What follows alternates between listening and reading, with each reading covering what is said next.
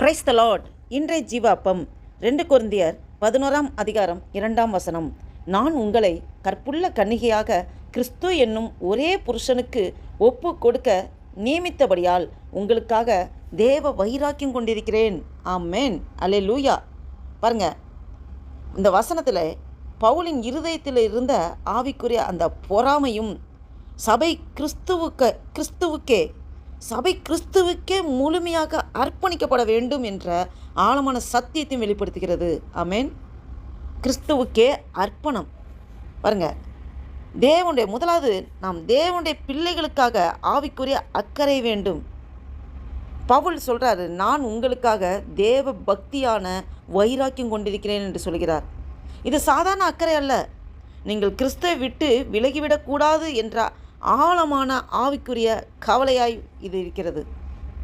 கலாத்தியர் 4ஆம் அதிகாரம் 19ஆம் வசனத்தில் பார்க்கிறோம், கிறிஸ்து உங்களில் உருவாகும் அளவும் மறுபடியும் பிரசவ வேதனைப்படுகிறேன் என்று பவுல் சொல்கிறதை பார்க்க முடிகிறது. உண்மையான ஊழியக்காரன் மக்கள் தன்னை பின்பற்ற வேண்டும் என்று விரும்புவதில்லை. அவர்கள் கிறிஸ்துவில் நிலைத்திருக்க வேண்டும் என்றே விரும்புகிறார்கள். கிறிஸ்துவோடு உள்ள உறவு திருமண உறவை போன்றது. ரெண்டாவதாக பார்க்கிறோம், கிறிஸ்துவோடு உள்ள உறவு திருமண உறவை போன்றது. பவுல் ஒரு அழகான ஓமையை இங்கே பயன்படுத்துவதை பார்க்க முடியுது. ஒரே புருஷனுக்கு, கிறிஸ்து என்கிற ஒரே புருஷனுக்கு நிச்சயத்தேன் என்று சொல்கிறார். இங்கே கிறிஸ்து மணவாளன், விசுவாசிகள் மணவாட்டி என்ற உருவகம் பயன்படுத்தப்படுகிறது. எபேசியர் 5ஆம் அதிகாரம் 25ஆம் வசனத்தில் பார்க்கிறோம், கிறிஸ்து சபையில் அன்பு கூர்ந்து அதற்காக தம்மை தாமே ஒப்பு கொடுத்தார். அதாவது கிறிஸ்தவ வாழ்க்கை என்பது வெறும் மதத்தை பின்பற்றுவதல்ல, கிறிஸ்துவோடு உண்மையான உறவிலே வாழ்வது. மூன்றாவதாக பார்த்தோம் என்றால் கற்புள்ள கன்னிகை, அதாவது தூய்மையான அர்ப்பணிப்பு. பவுலோட விருப்பம் என்னன்னா, இந்த கொரிந்து சபை கிறிஸ்துவுக்கு கற்புள்ள தூய்மையான மணவாட்டியாக இருக்க வேண்டும் என்று அவர் அந்த ஒரு எதிர்பார்ப்போடு, அந்த ஒரு தாகத்தோடு சொல்கிறதை பார்க்க முடிகிறது. இதில் நாம் ஆழமாக தெரிந்து கொள்வது என்னவென்றால், கிறிஸ்துவுக்கு உண்மையாக இருப்பது, தவறான போதனைகளால் ஏமாறாமல் இருப்பது, உலகத்தின் வழிகளில் கலந்து போகாமல் இருப்பது, இருதயத்தை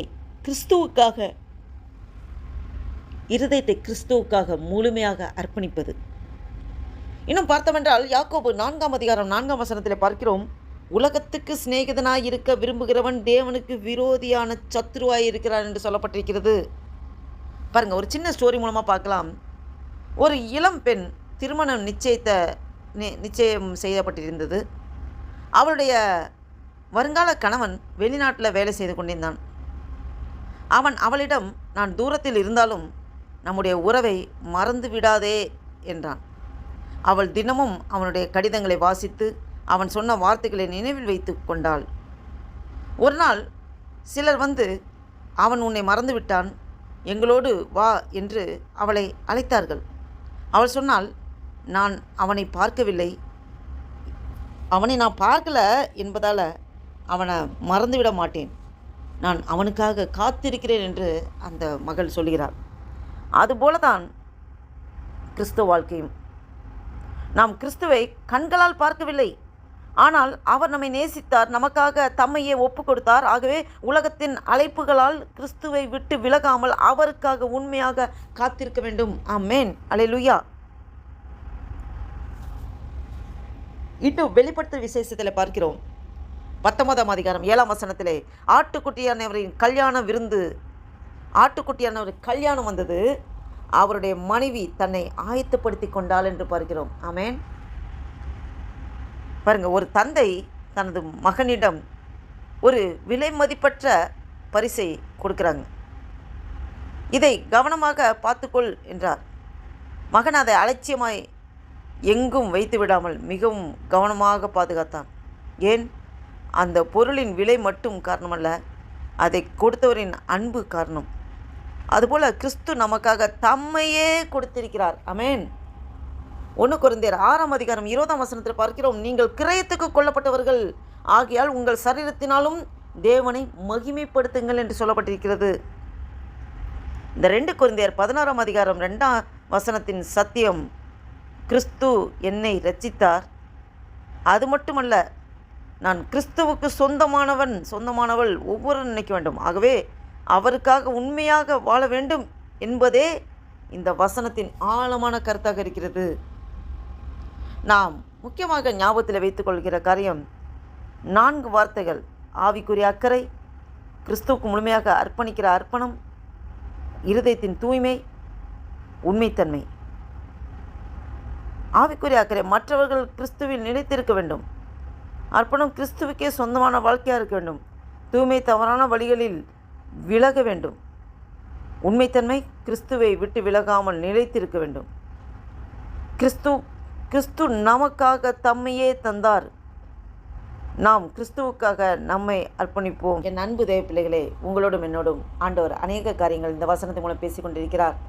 இதற்கு நாம் முழுவதுமாக அர்ப்பணித்து ஒரு புதிய நாளைக்குள் ஆண்டு நம்ம நடத்தி கொண்டதுக்கு தேவனுக்கு நன்றி செலுத்தி ஆண்டு நோக்கி பார்த்து ஜெபம் செய்வோம். அன்பும் இரக்கம் நிறைந்த பரம தகப்பனே, மென் நன்றியோடு துதிக்கிறோம் ஐயா. துதிகள் மத்தியில் வாசம் செய்கிற தேவனே, மென் நன்றியோடு துதிக்கிறோம் ஆண்டவரே. நன்றி அப்பா, இந்த வாசித்த வேத வசனத்தின் ஆழத்தை ஆண்டவரே அப்பா சற்று நேரம் தியானிக்க ஆண்டவரே அப்பா எங்களை பலப்படுத்தின ஸ்தோத்திரம் ஆண்டவரே. அநேக காரியங்கள் எங்களோடு நீ இடைப்பட்ட நன்றி அப்பா. ஆண்டவரே அப்பா ஸ்தோத்திர கதாவே ஆண்டவரே, நாங்கள் ஒவ்வொரு நாளும் ஒவ்வொரு வேலையும் உமக்கென்று ஆண்டவரே அப்பா ஸ்தோத்திரக்கத்தை எழும்பி பிரகாசிக்க எங்களை பலப்படுத்துகிற கிருபைக்காய் ஸ்தோத்திரம் ஆண்டவரே. அல்லேலூயா அப்பா ஸ்தோத்திர கதாவே ஆண்டவரே. நன்றி தகப்பனே. இந்த 2026 வருஷத்தின் ஆண்டவரே 8வது மாதமாக ஆகஸ்ட் மாதத்தின் 12ஆம் தேதியை காண கிருபை சேர்த்து தேவனை முக்கோடாங்கடி ஸ்தோத்திரம் ஐயா. நன்றி அப்பா ஆண்டவரே. அல்லேலூயா. நன்றி இதயத்தோடு உம்மை நோக்கி பார்க்கிற கத்தாவே ஸ்தோத்திரம் ஆண்டவரே. அப்பா கிறிஸ்து என்கிற ஒரே மணவாளன், அவருக்கு நாங்கள் உகந்த மனவாட்டியாக இருக்க எங்களை முற்றிலுமாய் தாழ்த்தி ஒப்பு கொடுக்குறோம், அர்ப்பணிக்கிறோம் ஆண்டவரே. நாம் ஒன்றே மகிமைப்பட்டும் ஐயா. ஆசீர்வதிங்க, பலப்படுத்துங்க, பாதுகாத்துக்கொள்ளுங்க, மீதம் முழுது பொறுப்படுத்திக் கொள்ளுங்க. முக்கிய துதிகன மகிமையெல்லாம் செலுத்துகிறோம். இயேசு கிறிஸ்துவின் நாமத்தினால ஜெபிக்கிறோம் ஜீவனுள்ள எங்கள் நல்ல பிதாவே. Amen, amen. Praise the lord. Thank you Jesus.